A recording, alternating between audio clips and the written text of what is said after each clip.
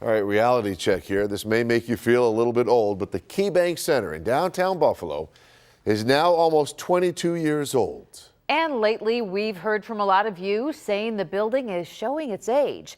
Now, those complaints inspired us to try to get some answers on the future of the arena. Channel 2's Michael Wooten tells us what he found in this Two on Your Side original. Every year, more than 1 million people visit Buffalo's KeyBank Center to watch hockey, concerts, and special events. It's been the go-to entertainment venue in Western New York for more than 2 decades. It was back in 1994 when leaders broke ground, crews demoed some old structures, and got to work on the modern complex. At the grand opening of what was then Marine Midland Arena, fans were impressed with the brand new building. Great building, it's going to last a long time here. Wonderful, I'm impressed. Today, not so much. Run down and trashy looking, drab, dingy, dark, and dirty. Needs a facelift for sure.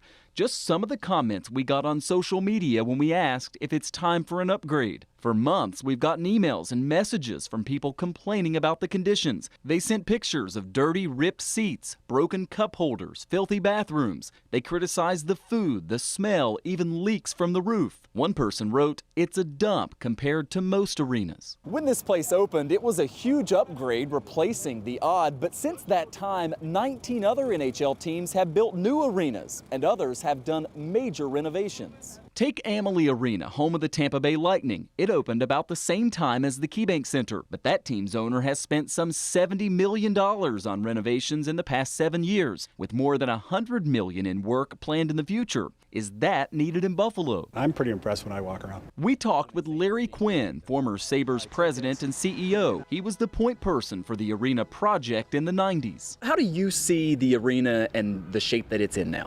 I think it's in excellent shape. The lifespan of these buildings is fine.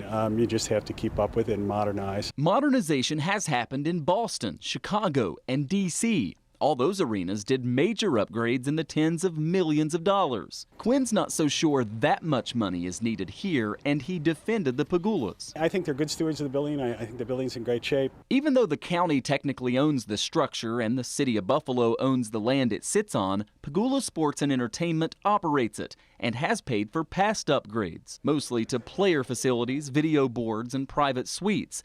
PSE told Two on Your Side in a statement, while winning championships is our primary focus, our most important business goal is creating enjoyable fan experiences. Adding, we are aware KeyBank Center is in need of significant upgrades. We will be working diligently to find the right solution to bring the arena up to modern professional sports standards as we begin to approach the end of the current lease in 2022. Quinn believes the arena will continue to draw millions to downtown for many years to come. It's probably one of the best public-private investments that's been made in the area. The hockey team will turn around. I know they will. I believe they will. Yeah. And I think there's a good future there.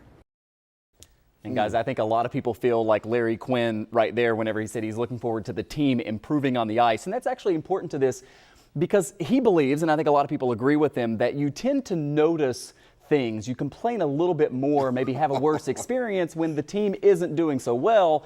If they're doing great, you're cheering on the team, you might not notice some of those things. But either way, you heard it right there. Pagula Sports and Entertainment admitting that some big improvements at the arena are going to be needed. The specifics are where you get into some dicey areas.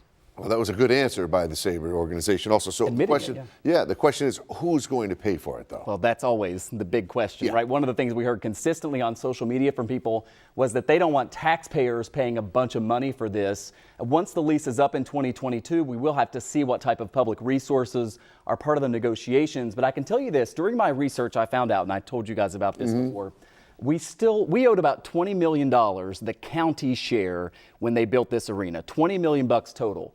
As of today, we still owe almost $10 million of that in paying back the bond. This is 22 years later. 22 years later. And we're going to be paying about $1.5 million every year until 2029 when that is finally paid off. So that factors in. If you're still paying for the old place, how do you fund improvements and one day a new place?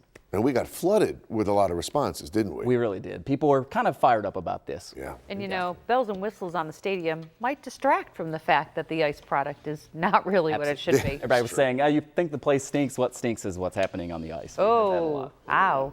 Wow. We'll continue to follow. Thank you, Michael. You know what else stinks? We're going to be getting a snow